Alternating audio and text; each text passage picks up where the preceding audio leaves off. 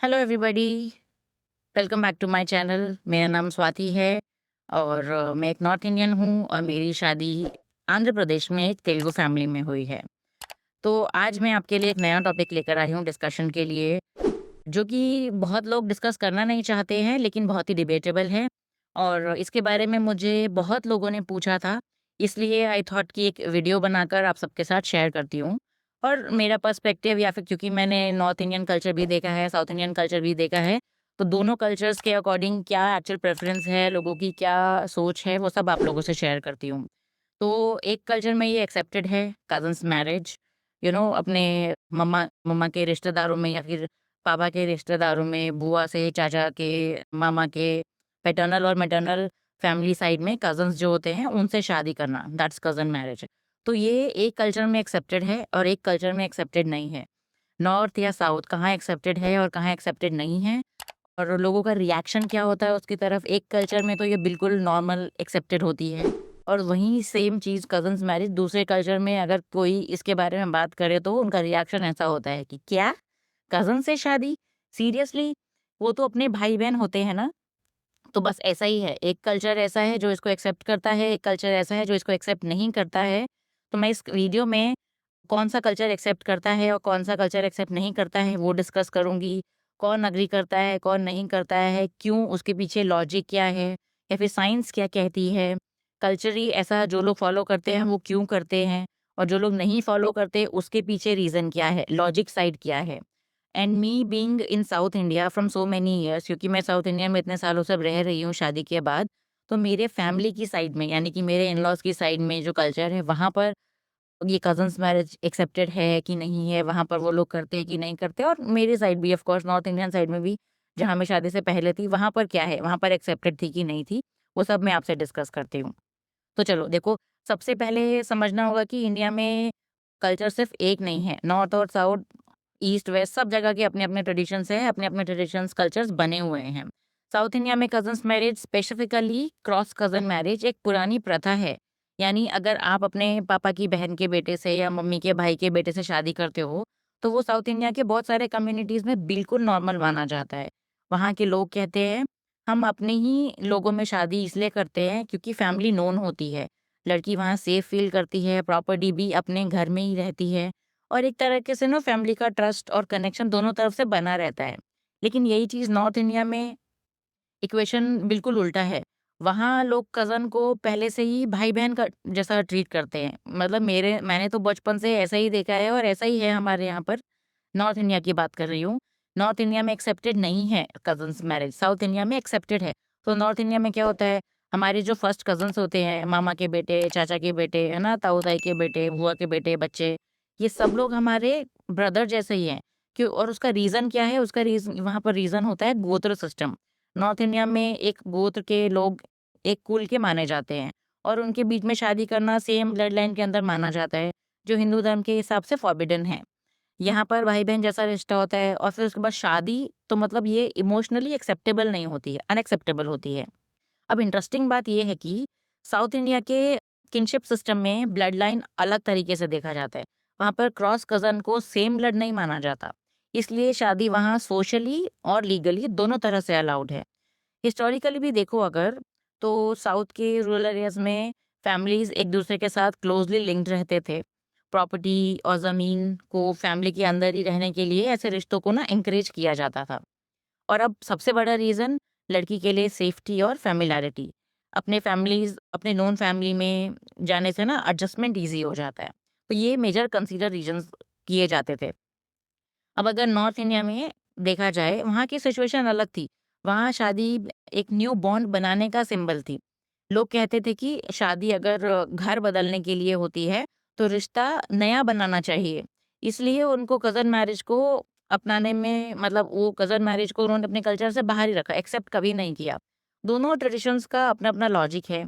South ने focus किया family unity पर, और नॉर्थ ने फ़ोकस किया फैमिली एक्सपेंशन पर। अब अगर बात करते हैं लोग एग्री और डिसएग्री क्यों करते हैं, तो क्या है कि देखो, जैसे जो लोग कज़न मैरिज को सपोर्ट करते हैं, उनका कहना है कि हमारा कल्चर का हिस्सा है ये। हम पहले से ही ऐसा करते आ रहे हैं।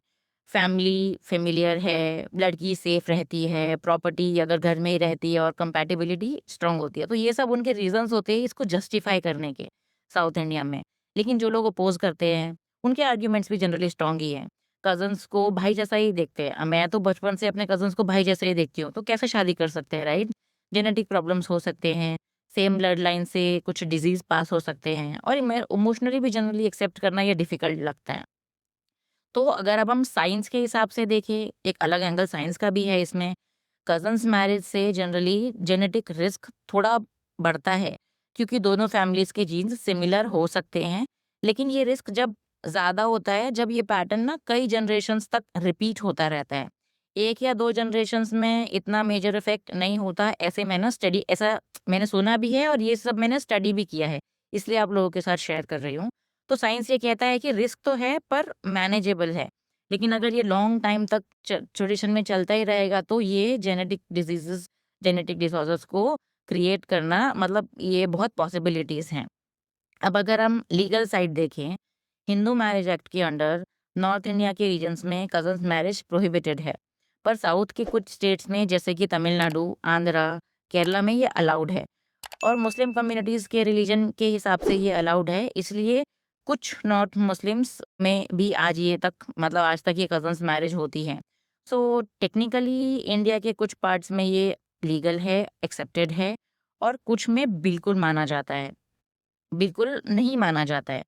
और अगर बात की जाए मेरे हस्बैंड के साइड की फैमिली में, यानी कि आंध्र में, क्योंकि मैं यहाँ पर 6-7-8 साल से रह रही हूँ, और जो मैंने देखा है वो आपसे शेयर करती हूँ। नॉर्थ इंडिया में मैंने कभी भी कजन्स मैरिज नहीं देखे, 1000 में 1 या 2 कभी सुने होंगे मैंने, लेकिन साउथ इंडिया में ये कॉमन है। और मेरे हस्बैंड की फैमिली की साइड में भी ये मैंने बहुत देखा है। मेरे हस्बैंड की जो मामा हैं, उनके साइड में मोस्टली आपस में कजन्स मैरिज हुए हैं, अभी एग्जिस्ट करते हैं, और रिसेंटली हुए हैं, और उनके छोटे-छोटे बच्चे भी हैं। और ये भी देखा गया है कि कुछ कज़िन्स मैरिज जहाँ हुई है, वहाँ पर थोड़ा-सा जेनेटिक डिसऑर्डर्स भी देखे गए हैं। तो जो साइंस कहता है, वो भी करेक्ट है। तो ये साउथ इंडिया में तो बिल्कुल एक्सेप्टेड है, होता भी है। अभी आई थिंक थोड़ा कम हो गया है कंपैरेटिवली, लेकिन मतलब पास्ट में तो ये कल्चर ही है, जो कि अभी भी आजकल लोग फॉलो कर रहे हैं, लेकिन अभी जो यंग जनरेशन है, वो थोड़ा-सा कम फॉलो कर रही है। Now when we talk about आजकल के टाइम की जो मॉडर्न जनरेशन है, उनकी थिंकिंग थोड़ी मिक्स्ड है ना? कुछ लोग कहते हैं कि लव इज़ लव, कज़न हो या स्ट्रेंजर, अगर दोनों कंसेंट से शादी कर रहे हैं तो इट्स फाइन। लेकिन कुछ लोग स्ट्रांगली कहते हैं कि कल्चर और मर्यादा इम्पोर्टेंट है, हम ऐसे रिश्तों में बिलीव नहीं करते। सोशल मीडिया में भी डिबेट्स होती रहती है वैसे इस पर।